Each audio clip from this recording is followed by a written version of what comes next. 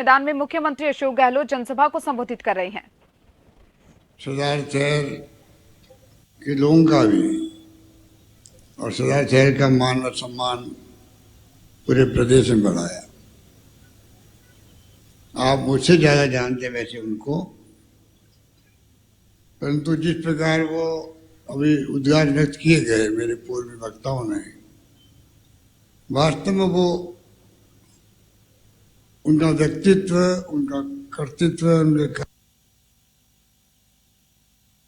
काम करने का तरीका वही था। मैंने भी करीब से देखा उनको, पूरी तरह समर्पित थे, रहते थे सरदार शहर के विकास के लिए। ये बहुत कम लोग होते हैं जो अपनी बात नहीं कहते। मैंने कभी नहीं देखा कि वो अपने लिए आए हों, चाहे मंत्री हो, मुख्यमंत्री हो, वो जाते थे, विकास की बात करते थे, और कोई व्यक्ति चला गया क्षेत्र का या प्रदेश का, तो जो उनकी खूबी थी किस प्रकार वो उसका ख्याल रखते थे।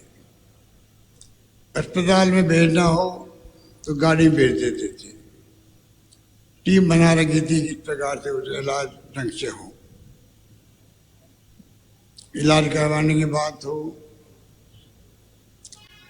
खाना खिलाने की बात हो, दुख तकलीफ की बात हो,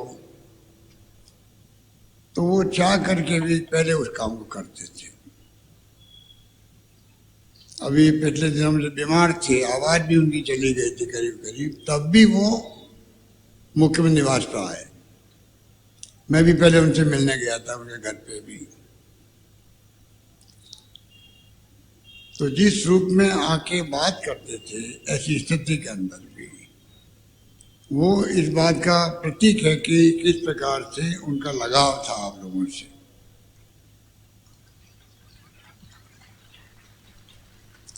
और वो व्यक्ति चला गया, आपका अपना घर का आदमी, तो स्वाभाविक है कि आप अनिल शर्मा, जिनको कांग्रेस की हाईकमान ने, खड़गे साहब ने, राहुल गांधी ने सोच समझ के इनको उपचुनाव में टिकट दिया है, सोच समझ के, तो हम सबकी ड्यूटी बनती है किस प्रकार से इनको आशीर्वाद मिले, भारी समर्थन मिले और भारी बहुमत से जीत के जाइए। और जो माहौल में देख रहा हूं यहाँ पर, उसे लगता है कि आप लोगों ने तय कर रखा है उपचुनाव में अनिल शर्मा जी को भारी बहुमत से कामयाब करने का। ये मैं आपको विश्वास दिला सकता हूं। पंडित जी बहुत पुराने नेता थे आपके, 65 में सरपंच बन गए, लगातार 7 बार वो एमएलए रहे, खूब सेवा की उन्होंने। बुढ़ानी एरिया का चुनाव था 85 दिसंबर में, जब मैं प्रदेश कांग्रेस अध्यक्ष था, तब भी उन्होंने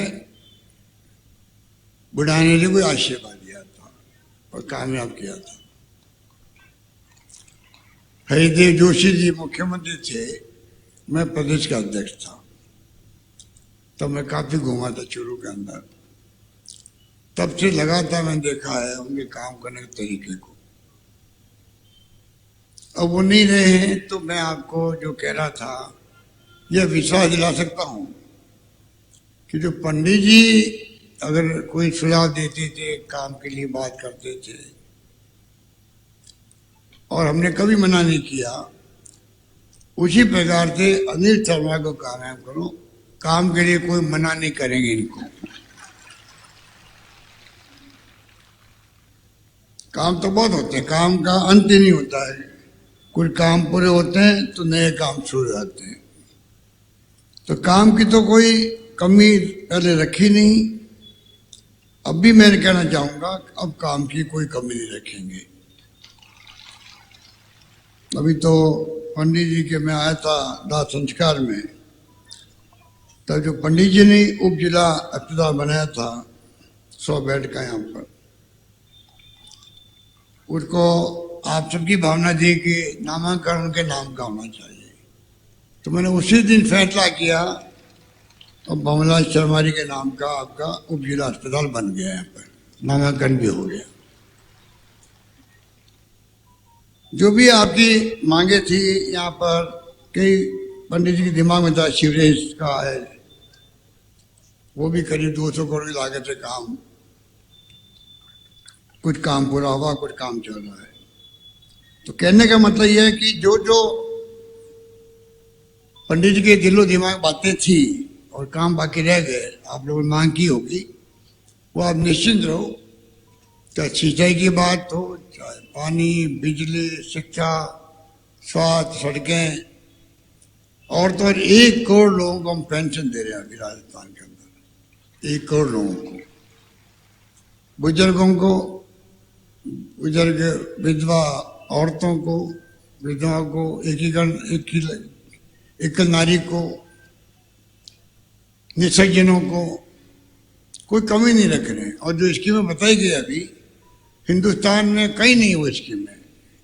विशेष रूप से जो अभी मेडिकल की स्कीम बनाई है, 10 लाख का बीमा आपका सबका ही।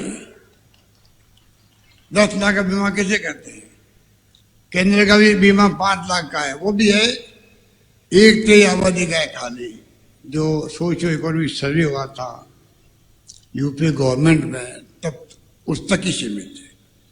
अपनी योजना पूरे प्रदेशवासियों के लिए, चाहे वो गरीब है, अमीर है, कोई श्रेणी में है, सबको 10 लाख का बीमा। और तो और ऑर्गन ट्रांसप्लांट हो जाता है कई बार, गरीब आदमी है या कोई व्यक्ति है, kidney transplant, liver transplant, bone marrow transplant, cancer हो गया, तो आपको शायद मालूम होगा और मालूम होना चाहिए, जिससे कि कोई गरीब अगर छूट गया तो उसको आप कह सकते।